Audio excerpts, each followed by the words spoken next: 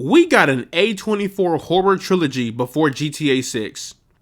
That is kind of crazy.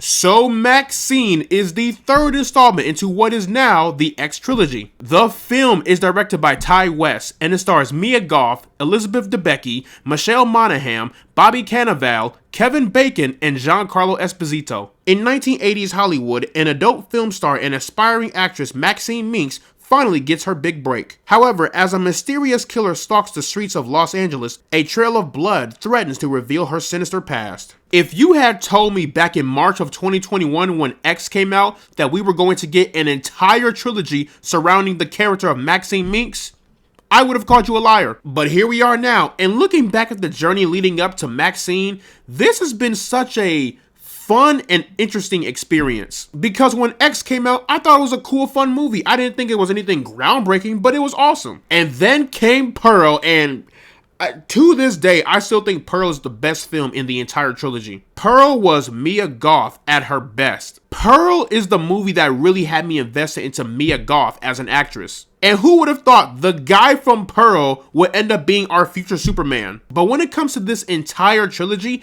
Mia Goth has been the biggest highlight. When you first see her in X, you think, okay, she's a cool character, nothing really, extraordinary, but, she's cool. I like to see where her story goes, but, I'm interested. And then she gave us the incredible performance of Pearl. And Mia Goth played the hell out of that role. And here we are in MaXXXine, and she just owns it. I could not imagine anyone else playing the role of Maxine Minks, let alone Pearl. What I love the most about the character, and I'm glad the movie did this, the movie really shows how the events of X really tormented her. We see in the film that she has random moments of, well, I guess you can call it PTSD, but there are moments where she has PTSD and you see how it's impacting her everyday life. It's like she's relieved that she made it out alive, but at the same time, she feels a little bit of survivor's guilt, but she tries to not let that get in the way of her future acting career. I do wish the movie honed in more on how the events really impacted her, but I'm glad that it was present. Despite Mia Goth's performance as Maxine Minks,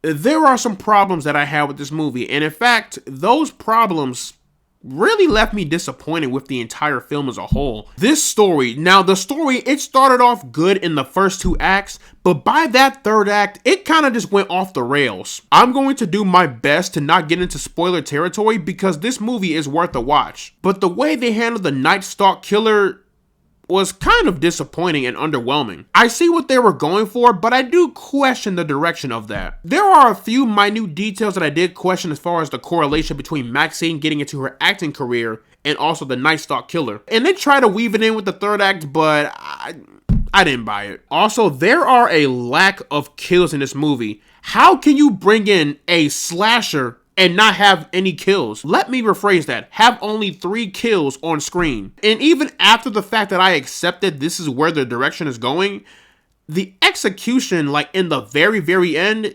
some things just made no goddamn sense to me. Despite those problems, there are a couple more good things that I do want to point out. The supporting cast was fantastic. Michelle Monaghan, Giancarlo Esposito, and especially Kevin Bacon. Kevin Bacon was the most charismatic out of the entire supporting cast. I thought he was going to have a bigger role in this movie, but never mind. But when he was on screen, he was captivating and he commanded the scene. His character is such a sleazebag and an asshole, but you can't help but to just admire him. Same with Giancarlo Esposito. Even though he's the more suave and collected and calm guy, he still plays that villain role, but this time with the wig. Also, the 80s aesthetic of this movie was pretty incredible. The movie did an excellent job at making you feel like you were in a 1980s Los Angeles. But in the end, I still enjoyed MaXXXine for what it was, but I was very disappointed with the third act. It's like, yeah, MaXXXine got her happy ending, but the journey getting there, no.